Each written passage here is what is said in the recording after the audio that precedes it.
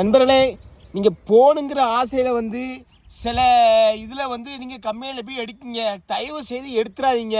ஏன்னா நீங்கள் போன எடுப்பீங்க, எடுத்த ஆசையில் எடுத்து வந்துடுவீங்க. ஆனால் அவங்க போடுற கணக்கே வந்து பேய் கணக்கு, பிசாசு கணக்கு. என்ன இந்த மாதிரி வந்துடும் பார்த்துருங்க. ஏன்னா ஃபோனு வந்து இன்னும் பணம் கட்டுறதுக்கு வந்து எங்களுக்கு வந்து இது தெரியாமல் எடுத்து தொலைச்சிட்டேன்னா. ஏன்னா பணம் கட்டுறதுக்கு வந்து இன்னும் எனக்கு 8 நாள் 7 நாள் இருக்குது. அது வரைக்கும் போன இப்போ வந்துகிட்டே இருக்கும். பேயில் போனதுக்கு பேய் எடுத்துகிட்டே இருக்கும். இது நான் எடுத்து எதில் நினச்சேன்னா இது நினச்சேன்னா டிவிஸில் எடுத்தேன். அதேமாதிரி எல்லா இதுலேயுமே ரொம்ப மோசம் பார்த்துருங்க. கணக்கெலாம் அவங்க போட்டாச்சுன்னா டாக்குமெண்ட் சார்ஜுங்க. டாக்குமெண்ட் சார்ஜ் 4000, 5000, 6000 போட்டுருவாங்க.